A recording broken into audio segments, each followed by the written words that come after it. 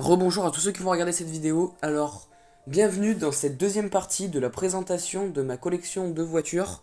Alors si vous n'avez pas vu la première partie, je vous invite à aller la voir et je vous souhaite un bon visionnage. Alors là, on entre dans une dimension qui est quand même différente des voitures que je vous ai montrées jusqu'à présent.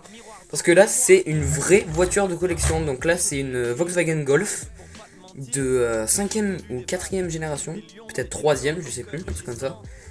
Donc, alors du coup celle-là elle est beaucoup plus amovible que toutes celles que j'ai montrées parce que il y a le capot avant, les portières avant et le coffre qui s'ouvre. Donc je vais vous montrer ça tout de suite, attention.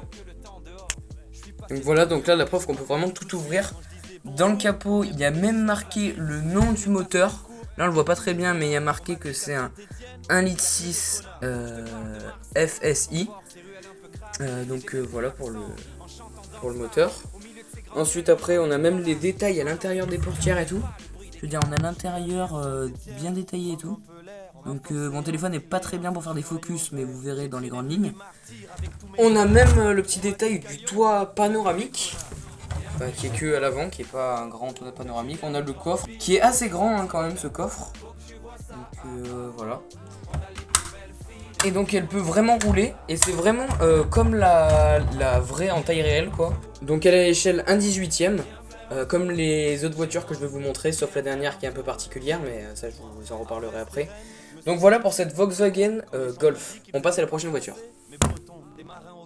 Donc là ici on commence vraiment à rentrer dans les vraies voitures de collection parce que là nous avons une Porsche 911 Carrera. Donc ça commence vraiment quand même à devenir intéressant. On a aussi donc, je vais vous montrer tout de suite le capot et tout, les portières, les deux portières et le coffre qui s'ouvre. Je vais vous montrer direct. Donc voilà. Donc on a le coffre avant qui est ici parce que du coup le coffre il est à l'avant. Parce que comme c'est une propulsion, le moteur est à l'arrière donc il est ici. On a même les détails intérieurs avec le cuir beige. Donc un peu couleur crème, le cuir à l'intérieur. On a même le volant et tous les petits détails.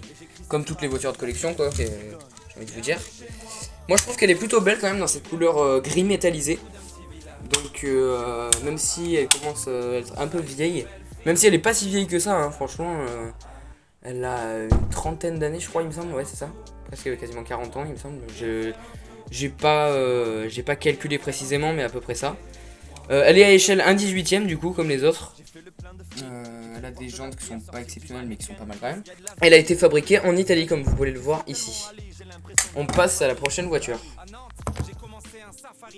Alors ici ensuite nous avons une Porsche 356B qui est un peu vieille également mais qui est vraiment élégante. Je suis pas très fan des vieilles voitures, moi je suis plutôt voiture moderne.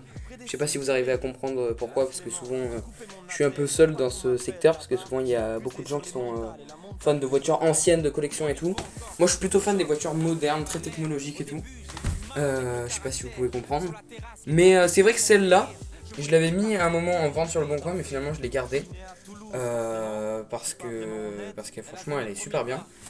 Elle a une couleur du coup vert un peu vert arbre ou vert foncé, je ne saurais pas dire, vert peint on va dire. Donc il y a l'intérieur et tout, donc c'est un cabriolet. Par contre il n'y a pas la toile, il n'y a pas la capote en toile. Mais comme ça on peut voir l'intérieur en détail comme ça.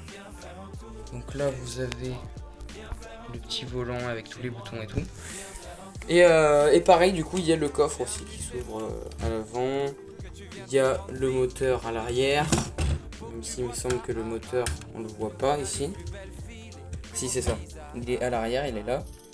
On a aussi les portières comme dans les autres voitures. Enfin franchement elle est super bien. Et elle roule parfaitement. Elle fait aucun bruit, je veux dire elle roule très bien. Et donc voilà pour cette voiture, on passe à la prochaine.